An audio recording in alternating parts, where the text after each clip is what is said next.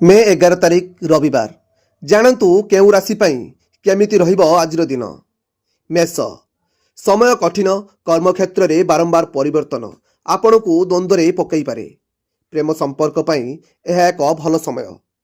मन सामान्य अशांत रहिबो। मनरे नकारात्मक चिंताधारा आसिबो।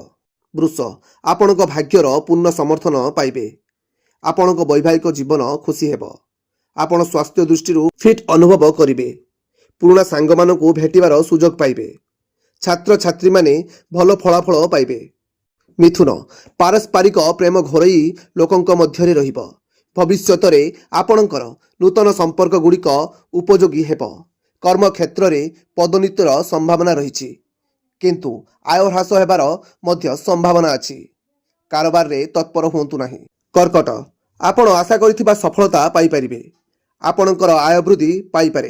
हठात कौनसी स्थानरू टंका लाभ किंबा उपहार ग्रहण करि पारंती। परिस्थिति आपणक सपक्ष रे रहिबो। मन खुशी रहिबो। सिंह आपणक क्यारियर एक नुआ दिग नेबो। कर्म क्षेत्र में सम्मान वृद्धि पाइबो। नूतन निजुक्ति पाइथिबा व्यक्ति माने प्रगति पाई सुजोग पाइबे। आपणक प्रेम संपर्क मध्य दृढ़ हेबो। कन्या किछि नूतन पारिवारिक तिक्तता हेतु मन अशांत रहिबो। किछि चिंता मन को प्रभावित करिबो।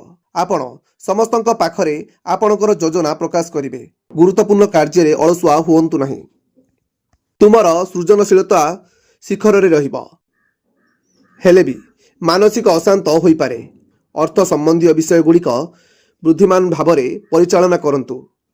एक व्यवसाय प्रसंग रे आपण किछि सृजनशील कार्य पाई संपत्ति करिवे। बिछा पितामातांक साहाय्य रे आपणकर कार्य समाप्त हेबो। घरे हठात जड़े बंधुक आगमन होई पारे। विद्यार्थी छात्र मानक पई आज एक साधारण दिन हेबो।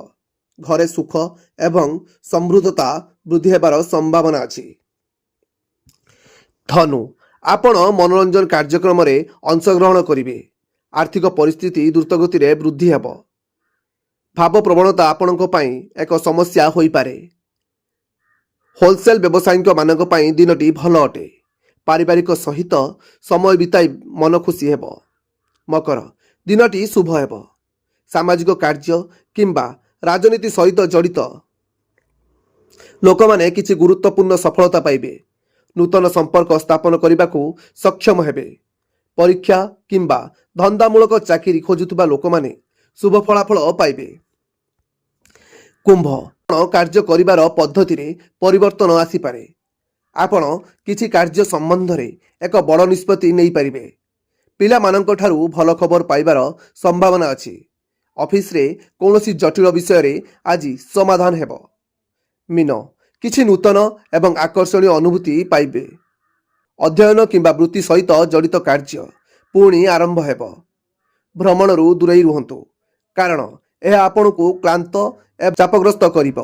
आपण किछि कार्य रे नूतन अनुभूति पाइबे।